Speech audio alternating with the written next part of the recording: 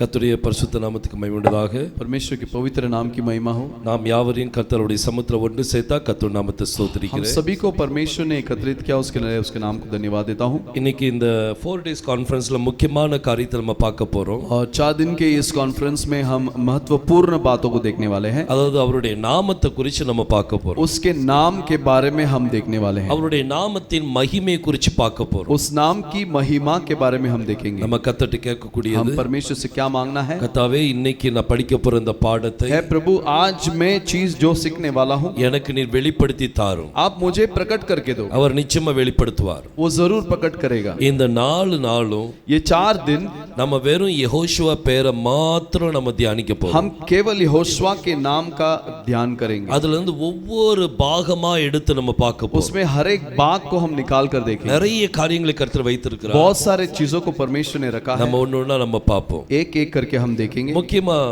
நம்ம ஒரு வசனத்தை வாசித்து, और महत्वपूर्ण बात एक ऐसा है कि हम एक वचन को पढ़ेंगे. அதுக்கு பிறகு நம்ம வார்த்தைக்குள்ள நம்ம போகலாம். उसके बाद हम संदेश के अंदर जाएंगे. மத்தேயு 1ஆம் அதிகாரம் 21ஆம் வசனத்தை நம்ம வாசிக்கலாம். मत्ती का पहला अध्याय के 21वें वचन को हम पढ़ेंगे. யாவரும் எழுந்திருந்து நம்ம सब வாசிப்போம். खड़े रहकर पढ़ेंगे. மத்தேயு 1ஆம் அதிகாரம் 21ஆம் வசனம். मत्ती पहला अध्याय 21वां वचन. वह पुत्र जनेगी और तू उसका नाम यीशु रखना, क्योंकि वह अपने लोगों का उनके पापों से उद्धार करेगा. ஜெபிக்கலாம். प्रार्थना करेंगे. கர்த்தரை நோக்கி நம்ம பார்ப்போம். परमेश्वर की ओर हम देखेंगे. வானத்தையும் பூமியும் படைத்த எங்கள் எலோஹிம் தேவனே, आकाश और पृथ्वी का निर्माण करता है एलोहिम खुदा. எங்க எல்ஷடாய் தேவனே துதிக்கிறோமப்பா. एल शडाई खुदा तुझे धन्यवाद देते हैं. யெகோஷுவா மேசேவின் நாமத்தினாலே ஜெபிக்கிறோம். यहोशुआ मसीहा के नाम से हम प्रार्थना करते हैं. நாங்க இன்னைக்கு உம்முடைய நாமத்தை குறித்து தியானிக்க வந்திருக்கிறோம். आज तेरे नाम के बारे में हम ध्यान करने के लिए आए உம்முடைய हैं. நாமம் கர்த்தாவே வேதம் சொல்லுது, कलाम कहती है आपका नाम जो है நமக்கு ஒரு பாலகன் பிறந்தார், हमारे लिए एक पुत्र जनेगा நமக்கு ஒரு பாலகன் கொடுக்கப்பட்டார், और एक रक्षक दिया जाएगा. கர்த்தத்துவம் அவர் தோளில் மேல் இருக்கும், प्रभुता उसके कांधे पर होगी. அவர் நாமம் அதிசயம். उसका नाम अद्भुत. ஆம் கர்த்தாவே, உம்முடைய நாமம் அதிசயமான நாமம். हाँ प्रभु, आपका नाम अद्भुत नाम है. உம்முடைய நாமம் ஆலோசனை கர்த்தா. आपका नाम शिक्षण देने वाला है. உம்முடைய நாமம் எங்களுக்கு ஆலோசனை தரும் கர்த்தாவே. आपका नाम हमें शिक्षण देता है. கர்த்தாவே, உம்முடைய நாமம் மகத்துவம் உள்ளது என்று பார்க்க आपका போறோம். नाम महत्वपूर्ण है करके हम देखते हैं. உம்முடைய நாமத்தை உடைச்சு பார்க்கும்போது और तेरे नाम को तोड़कर जब हम देखते हैं, ஒவ்வொருத்தருடைய உள்ளத்தையும் தொடுங்கப்பா. हर किसी के मन को आप छू लीजिए. ஒவ்வொருத்தருடைய மனதையும் திறந்து தாங்க. हर किसी के मन को खोल के दीजिए. ஒவ்வொருத்தருக்கும் வெளிப்பாடு கொடுங்கப்பா. हर किसी को प्रकाश दीजिए. தனிப்பட்ட முறையில और व्यक्तिगत रूप में அவங்களுக்கு வெளிப்பாடுகளை அருளும்படியாக ஜெபிக்கிறேன். उनको प्रकटीकरण मिलने के लिए आप अनुग्रह कीजिए. போவாசினுடைய வயல்ல बोआस के खेत में ரூத் வேலை பார்க்கும்போது रूथ जब काम कर रही थी, போவாஸ் தன்னுடைய வேலைக்காரர்களுக்கு சொன்னா, बोआस ने अपने नौकरों से कहा, நிறைய வித்துக்களை கீழே சிந்துங்க, बहुत सारे अनाज को नीचे गिराओ. நிறைய தானியங்களை கீழே சிந்து விடுங்க, बहुत सारे अनाज को नीचे गिराओ, ஏன்னா ரூத் அதை எடுத்துக்கொள்ளணும். क्योंकि रूथ उसे उठाना है. இன்னைக்கு ரூத்துக்கு கர்த்தாவே நீர் अनेक வார்த்தைகளை கொடுங்கப்பா. है प्रभु, रूथ को बहुत सारे वचनों को दीजिए. நிறைய வெளிப்பாடுகளை கொடுங்க. बहुत सारे प्रकाश को आप दीजिए. நீங்க அள்ளி கொடுக்கும்படியாக ஜெபிக்கிறேன். आप उसको समेट के देने के लिए विनती करता हूं. ஆசீர்வதிங்கப்பா. आशीष कीजिए. யெகோஷுவா மேசியா நாமத்தில் கேட்டுக்கொள்கிறேன் ஜீவனுள்ள நல்ல பிதாவே. यहोशुआ मसीहा के नाम से मांगते हैं जीवित पिता. ஆமென். आमीन. உட்காரலாம். बैठेंगे. கர்த்தருடைய பரிசுத்த நாமத்துக்கு மகிமை உண்டாதாக. परमेश्वर के पवित्र नाम की महिमा हो. நம்ம யெகோஷுவா பெயருக்குள்ள டீகோடிங் பற்றி நம்ம பார்க்க போறோம். यहोशुआ के नाम के डिकोडिंग के बारे में हम देखने वाले இந்த हैं. 4 நாளும் ये 4 दिन யெகோஷுவா பற்றின வெளிப்பாடுகளை பார்க்க போறோம். यहोशुआ के बारे में जो प्रकटीकरण है उसे हम देखेंगे. இந்த வெளிப்பாடை பார்க்கும்போது, इस प्रकटीकरण को देखते समय இதில் இருக்கிற ரகசியங்களை நம்ம பார்க்கும்போது, इसके अंदर के गुप्त बातों को जब हम देखते हैं, எல்லாத்தையும் எழுதி வைங்க. सब कुछ लिख के रखे. அதுல எப்படிப்பட்ட கேள்விகள் இருந்தாலும் இருந்தாலும் उसमें किस भी प्रकार कोई भी प्रकार का सवाल क्यों ना हो, அந்த கேள்விகளை நீங்க எழுதி வச்சுக்கிட்டீங்கன்னா उस सवालों को आप लिख के रखेंगे तो அது பிறகு நீங்க பேப்பர்ல எனக்கு எழுதி தாங்க. उसके बाद आप बाद में मुझे पेपर में लिख के दीजिए. இல்லாட்டி நீங்க எஸ்எம்எஸ்ல ஜூம்ல இருக்கவங்க நீங்க எனக்கு மெசேஜ் அனுப்பலாம். जूम में जो कनेक्टेड है वो आप मुझे मैसेज भेज सकते हैं. வாட்ஸ்அப்ல மெசேஜ் அனுப்பலாம். व्हाट्सएप में मैसेज भेज सकते हैं. அல்லது நீங்க ஜூம்ல சாட் பண்ணி மெசேஜ் அனுப்பலாம். या फिर जूम में ही आप चैट मैसेज भेज सकते हैं. சோ இதுல இந்த கேள்விக்கான பதிலை அடுத்த நாள் உங்களுக்கு கொடுப்பேன். और आज के जो प्रश्न है उसको उसका जवाब अगले दिन में दिया जाएगा. உங்களுக்கு ஒருவேளை அந்த கேள்விக்கான பதில் கிடைத்து விட்டால், यदि आपको सवाल का जवाब मिल चुका होगा, நீங்க கிடைச்சிட்டுன்னு சொல்லி எனக்கு ஒரு பதில் கொடுத்துருங்க. आप जवाब मिल गया करके एक जवाब दे दीजिए. இப்போ இந்த யெகோஷுவா பெயரை பற்றி பார்க்கலாம். अब यहोशुआ के नाम के बारे में हम देखेंगे. யெகோஷுவா என்கிற பெயரை தான், यहोशुआ इस नाम को ही, இத தான் நம்ம சுருக்கமா इसे हम शॉर्ट में யெஷுவா அப்படின்னு சொல்லி சொல்வாங்க. यशुआ करके बोला जाता है. இந்த யெஷுவாங்கிற பேரு, ये यशुआ जो नाम है, இது அராமிக் மொழியில கொடுக்கப்படுறது. ये अरामिक भाषा में दिया गया है. அராமிக் மொழியில யெஷுவான்னு சொல்லுவாங்க. अरामिक भाषा में उसे यशुआ कहते हैं. இந்த யெஷுவாவை தான் ये यशुआ को ही நம்ம ஹிந்தி மொழியில हिंदी में நம்ம இயேசு அப்படின்னு சொல்லி சொல்றோம். यीशु करके बोलते हैं. இந்த இதுல ஒரு சின்ன வித்தியாசம் தான் இருக்குது. इसमें एक छोटा सा फर्क ही है. இதுல ஏ இருக்குது, இதுல ஏ இல்ல. और इसमें ए है और इसमें ए नहीं है. அதே மாதிரி நீங்க கிரீக்ல நீங்க பாத்தீங்கன்னா, ऐसे ग्रीक में देखेंगे तो கிரேக்க மொழியில ग्रीक भाषा में இத ஈசௌஸ் அப்படின்னு சொல்லி சொல்வாங்க. इसे ईसाउस करके कहते हैं. இந்த லாஸ்ட்ல இந்த எஸ் சவுண்ட கொடுப்பாங்க. आखिर में ये एस साउंड को देते हैं. இயேசு அப்படின்னு சொல்றது यीशु जो चीज है ஈசௌஸ் அப்படின்னு சொல்லி சொல்வாங்க. ईसाउस करके बोलते हैं. இதுல கடைசில இந்த எஸ் எதுக்கு சேர்ப்பாங்கன்னா, और आखिर में एस को क्यों जोड़ते हैं? அது கிரீக்ல தான் அப்படி சேர்ப்பாங்க.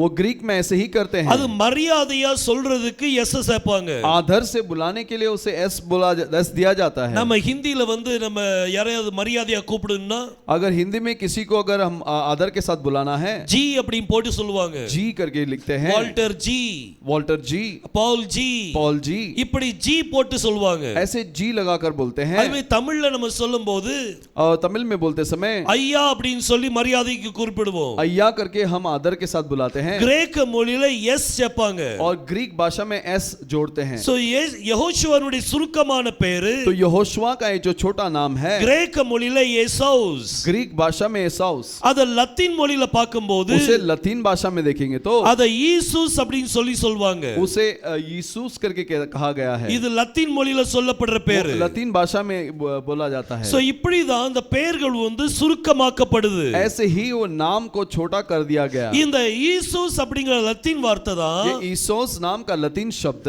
அதுதான் நம்ம ஜீசஸ் அப்படின்னு சொல்லி சொல்றோம். उसे ही अंग्रेजी में हम जीसस करके बोलते हैं. இங்கிலீஷ்ல நம்ம ஜீசஸ் சொல்றோம். अंग्रेजी में जीसस बोलते हैं. கிரேக்க மொழியில இயேசோஸ், और ग्रीक भाषा में एसाउस, லத்தீன் மொழியில ஈசூஸ். और लतीन भाषा में ईसोस. இன்னும் நீங்க தமிழ்ல பாத்தீங்கன்னா, और भी आप तमिल के अंदर देखेंगे तो இந்த ஹிந்தில நம்ம இயேசு அப்படின்னு சொல்றோம். हिंदी में यीशु करके कहते हैं. அது தமிழ்ல வரும்போது இயேசு அப்படின்னு சொல்லி और சொல்வோம். उसको तमिल में हम यीशु करके बोला गया है. இப்படி ஒவ்வொரு மொழியிலையும் ऐसे हर एक भाषा में வித்தியாசமான உச்சரிப்பு இருக்குது. अलग अलग बोल है. நீங்க இன்னும் உருதுல பாத்தீங்கன்னா, उर्दू में देखेंगे तो நீங்க முஸ்லிம் ஜனங்களை பாத்தீங்கன்னா, हमारे मुस्लिम भाइयों को देखेंगे तो அவங்க இயேசப்பா பேரை எப்படி உச்சரிப்பாங்க? वो यीशु मसीह के नाम को कैसा बोलते हैं? அவங்க ஈசா அப்படின்னு சொல்லி சொல்வாங்க. वो ईसा करके बोलते हैं. இப்படி சுருக்கிட்டே வருது. ऐसे छोटा होते ही गया. இன்னும் இந்தியால பங்களாதேஷ்ல நீங்க பாத்தீங்கன்னா, बांग्लादेश में आप देखेंगे तो அங்க வந்து இப்படி எதுவுமே உச்சரிக்க மாட்டாங்க.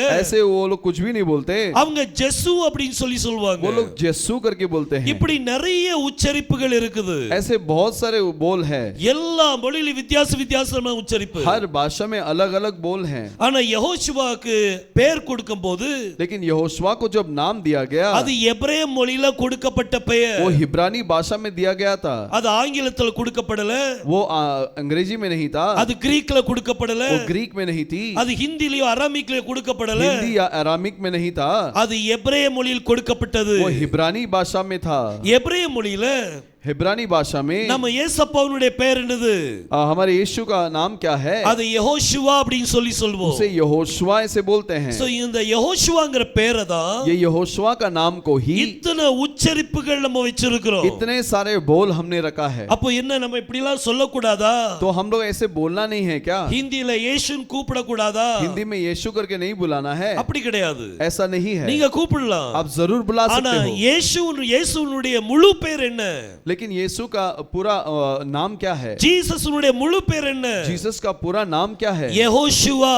यहोशुआ है। அந்த பேர் தெரிஞ்ச பிறகு, वो नाम जानने के बाद, அந்த இரட்சகருடைய பேர் தெரிஞ்ச பிறகு, वो उद्धारकर्ता का नाम जानने के बाद நம்ம அமைதியா இருக்க முடியுமா? हम शांत रह सकते हैं क्या? அமைதியா இருக்க கூடாது. शांत नहीं रहना है। கர்த்தருடைய பேர், परमेश्वर का नाम है। ஒரு முழு பேர் நமக்கு தெரிஞ்ச பிறகு, एक पूरा नाम हमें मालूम होने के அத बाद நமக்குள்ள ஒளிச்சு வைக்க கூடாது. उसे अपने अंदर छुपाना नहीं है। அத வெளிப்படுத்தி சொல்லணும். उसे बाहर प्रकट करना है। தெரிஞ்சவங்கட்ட எல்லாம் சொல்லுங்க. जिसको जानते हैं उसे बोलना है। நம்ம இயேசப்பா பேர் என்ன அப்படினு சொல்லி. हमारे यीशु पापा का नाम क्या है? இப்படி பல பெயர்கள் இருந்தாலும், ऐसे अन्य भिन्न भिन्न नाम होने के बावजूद பல உச்சரிப்புகள் இருந்தாலும், और भिन्न भिन्न बोल होने के बावजूद भी எபிரேய மொழியில इब्रानी भाषा में நம்ம இயேசப்பாவுடைய பேர் என்ன? हमारे यीशु का नाम क्या है? அது யெகோஷுவா. यहोशुआ है। இத மறக்கவே செய்யாதீங்க. इसे मत भूलिए। இந்த யெகோஷுவாங்கற பேரு ये यहोशुआ ये जो नाम है எல்லா நாமத்துக்கும் மேலான நாமம். सारे नामों से ऊंचा नाम है। எல்லா நாமத்துக்கும் மேலான நாமம். सारे नामों से ऊंचा नाम है। மகிமையான நாமத்தை கொடுத்திருக்கிறார். महिमा का नाम है। இந்த நாமத்தை इस नाम को நீங்க உயர்த்தும் போது, आप जब ऊंचा उठाते हो எல்லா நாமத்துக்கும் மேலான நாமத்தை உயர்த்தும் போது, और सभी नामों से ऊंचा नाम को जब आप ऊंचा उठाओगे அவர் உங்களை கைவிட மாட்டார். वो आपको नहीं छोड़ेगा। ஆனா நீங்க அந்த பேரை தெரிஞ்சும், लेकिन आप उस नाम को जानने के बाद भी நீங்க அதை விட்டுட்டீங்கன்னா, यदि आपने उसे छोड़ दिया, எனக்கு தெரியாது என்ன நடக்குமோ. मैं नहीं जानता कि क्या होगा। ஏன்னா இந்த காலகட்டத்துல क्योंकि इस समय स्थिति में உங்களுக்கு அந்த பேர் தெரியணுங்கிறது, आपको वो नाम जानना அது கர்த்தருடைய वो சித்தம். परमेश्वर की इच्छा है। அந்த சித்தத்தின்படி உங்களுக்கு பேரை उस வெளிப்படுத்திட்டார். इच्छा के अनुसार परमेश्वर ने नाम को प्रकट किया। இன்னும் அந்த பெயருக்கு தூபத்தை காட்டுங்க. अब उस नाम के लिए धूप चढ़ाइए। யெகோஷுவா உங்க பேரை மகிமைப்படுத்துங்க. यहोशुआ इस नाम की महिमा बढ़ाइए। யெகோஷுவா பேருக்கு நன்றி சொல்லுங்க. यहोशुआ नाम को धन्यवाद दीजिए। யெகோஷுவா பேரை நீங்க துதிக்க ஆரம்பிங்க. यहोशुआ के नाम की स्तुति बढ़ाइए। கர்த்தர் உங்களை ஆசீர்வதிப்பார். परमेश्वर आपको आशीष அந்த देगा। எல்லா நாமத்துக்கும் மேலான நாமத்தை सारे नामों से ऊंचा नाम को நீங்க உயர்த்தும் போது, आप जब ऊंचा उठाओगे அவர் உங்களையும் உயர்த்துவார். वो आपको भी उठाएगा। ஹalleluya. हालेलुया। சோ யெகோஷுவா பேருக்குள்ள तो यहोशुआ इस नाम के अंदर நிறைய மொழிகள வித்தியாசமான உச்சரிப்பு இருக்குது. बहुत सारे भाषाओं में अलग अलग बोल है। ஆனா ஹீப்ருல அவர் பேர் என்னது? लेकिन हिब्रानी भाषा में उसका नाम क्या है? யெகோஷுவா. यहोशुआ है। நிறைய பேருக்கு அது உச்சரிக்க வராது. बहुत सारे लोगों को उसे बोलना नहीं आता। அத நீங்க பின்னால நீங்க உச்சரிக்கலாம். आप मेरे पीछे बोल सकते हो। யெகோ, அடுத்தது ஷுவா. யெகோ ஷுவா, யெகோ ஷுவா, யெகோஷுவா. சோ இந்த மாதிரி நீங்க சொல்லி நீங்க பாருங்க. ऐसे आप बोल कर देखिए। யோசுவா பேரை சொல்ல यहोशुआ के नाम को जितना बोलोगे அந்த வாயில உட்காரணும். वो जुबान पे बैठ जाना உங்க चाहिए। கணவனுடைய பேரு, आपके पति का नाम है, உங்களுடைய இரட்சகருடைய பேரு आपके उद्धारकर्ता का नाम என் है। வாய்க்குள்ளே போக மாட்டேங்குன்னு சொல்லாதீங்க. मेरे जुबान में नहीं बैठती करके मत बोलो। உங்களுக்கு விடுதலை கொடுக்கக்கூடிய பேரு, आपको चंगाई देने वाला नाम है, உங்களை உயர்த்துகிற பேரு, आपको ऊंचा उठाने वाला नाम அந்த है। பேர் எப்படி வாயில வராது? वो कैसे ना आपके जुबान पे नहीं आएगा? நீங்க சொல்லி பார்த்தாதான் வரும். आप बोल बोल के देखेंगे तो ही आएगा। மறுபடி சொல்லுங்க. बार बार उसे बोलिए। கர்த்தர் உங்களுடைய வாழ்க்கை சிறப்பா ஆசீர்வதிப்பார். परमेश्वर आपके जीवन को बहुताई से आशीष சோ देगा। யெகோஷுவா பேரு यहोशुआ ये जो नाम है பல மொழிகள்ல எப்படி உச்சரிக்கப்படுது, और भिन्न भिन्न भाषाओं में कैसे बोला जाता அத है குறித்து நம்ம பார்த்தோம். उसके बारे में हमने देखा। இன்னும் நீங்க நிறைய ஸ்டடி பண்ணலாம் அத பத்தி. और भी इसके बारे में बहुत अभ्यास कर सकते हैं। ஜெர்மனி நாட்டுல எப்படி சொல்வாங்க, जर्मनी में कैसे बोलते हैं, ரஷ்யால எப்படி சொல்வாங்க, रशिया में कैसे बोलते हैं, சைனால எப்படி சொல்வாங்க, चाइना में कैसे बोलते हैं, ஜப்பான்ல எப்படி சொல்வாங்க, जापान में कैसे बोलते हैं। இதெல்லாம் நீங்க தேடி பார்த்துக்கிடுங்க. ये सारी चीजों को आप जांच लीजिए। அதனால முக்கியம் இல்ல, वो जरूरी नहीं है, ஆனா முக்கியம் அது लेकिन जरूरी क्या है? எபிரேய பெயர் யெகோஷுவா. ये इब्रानी नाम यहोशुआ। அந்த பெயரை பத்தி தான் அந்த 4 நாள் நம்ம ஸ்டடி பண்ண उस போறோம். नाम के बारे में ही 4 दिन का अभ्यास होगा।